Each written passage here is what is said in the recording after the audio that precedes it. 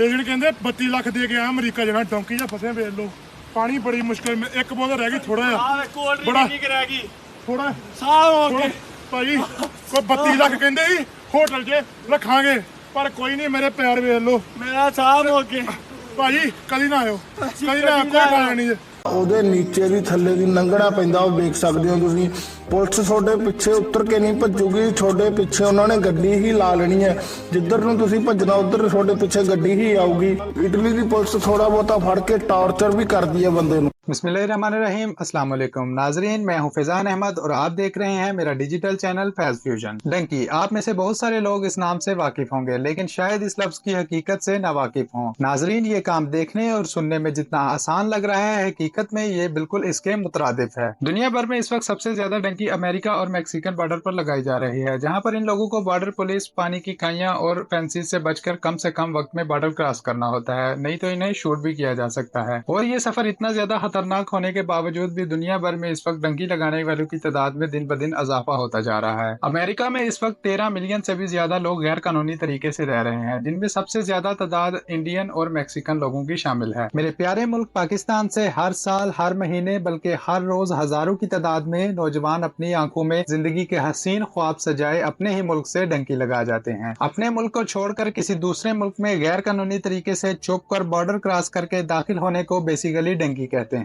पाकिस्तान समेत दुनिया के बेशतर ममालिक में से लोग गैर कानूनी तरीके से हसूल रिस्क की खातर यूरोप अमेरिका और दूसरे तरक्की याफ्ता ममालिक में दाखिल होते हैं। ये इंसानी स्मगलिंग इतनी खौफनाक तरीके से सरअंजाम पाती है कि एक आम इंसान देखकर दंग रह जाए। ये काम प्रोफेशनल इंसानी स्मगलर करते हैं। ये इंसानी स्मगलर लोगों को सब्ज़बाग दिखाते हैं और लोगों से लाखों रुपए बटोरते हैं। जिंदगी के स्केल में कई लोग जान की बाजी हार जाते हैं। डंकी सिर्फ नौजवान ही नहीं बल्कि बच्चे बूढ़े औरतें खवातीन वगैरह सब लगाते हैं। ये गैर कानूनी तरीका ज्यादातर इंडिया पाकिस्तान और बांग्लादेश में आम है। इन ममालिक के लोग बेसिकली तरक्की याफ्ता ममालिक के वीजा रिक्वायरमेंट पूरा नहीं कर पाते इसीलिए ये गैर कानूनी तरीका अपनाकर यूरोप अमेरिका और दूसरे ममालिक में दाखिल होने की कोशिश करते हैं। कई लोग तो इसमें कामयाब हो जाते हैं लेकिन ज्यादातर लोग इन्हीं पहाड़ों समंदरों और खौफनाक रास्तों की नजर हो जाते हैं। पाकिस्तान में लोग गुर्बत से तंग आकर कोयटा के रास्ते ईरान और तुर्की से गुजर कर ज्यादातर यूरोप में दाखिल होने की कोशिश करते हैं। इस सफर में कई पहाड़ियां समंदर और कठिन रास्ते आते हैं। ये सफर इंसानों को भेड़ बकरियों की तरह गाड़ियों में डालकर पुलिस और दूसरी फोर्सेस से छुप छुपा कर करवाया जाता है। इन हालात में जो लोग पकड़े जाते हैं इन लोगों के साथ बहुत ही सख्त किस्म का रवैया इख्तियार किया जाता है और सख्त कानूनी कार्रवाई भी की जाती है। इन्हीं पहाड़ों और जंगलों के रास्तों में कई लोग अपनी जिंदगी की बाजी हार जाते हैं और उन्हें वहीं पर गलने सड़ने के लिए छोड़ दिया जाता है। इस सफर के दौरान लोगों को कई कई दिन भूखा और प्यासा रहना पड़ता है। ये एजेंट पाकिस्तान से लोगों को कोयटा के रास्ते पंजगुर से पाकिस्तान का बॉर्डर जंप करवा कर ईरान में दाखिल कर देते हैं। ये सफर टोटल पहाड़ियों के दरमियान होता है। इन लोगों को ईरान में पुलिस चौकियों से छुप छुपा कर पैदल या किसी सवारी में तुर्की के बॉर्डर तक का सफर करवाया जाता है। इसके बाद इन्हें एक सुनसान गाँव में कुछ दिन के लिए ठहराया जाता है और फिर रात के अंधेरे में पुलिस या पेट्रोलिंग की आंखों से ओझल होते ही इन लोगों को एक खौफनाक पहाड़ी के रास्ते से तुर्की में दाखिल कर दिया जाता है। अब जो लोग पुलिस की नजरों से बच जाते हैं वो तो तुर्की पहुंच जाते हैं, बाकियों को या तो पुलिस शूट कर देती है या फिर पाकिस्तान वापस भेज दिया जाता है। इसी तरह लोगों को दिन रात तुर्की के अंदर सफर करवाया जाता है और एक खतरनाक समुद्री नहर के रास्ते ग्रीस यानी यूनान के अंदर दाखिल कर दिया जाता है। यूरोप में दाखिल होने के लिए ये वाला रास्ता सबसे ज्यादा इस्तेमाल किया जाता है और फिर इसी तरह जंगलों पहाड़ों खेतों के दुश्वार रास्तों से गुजर कर लोग अपनी आंखों में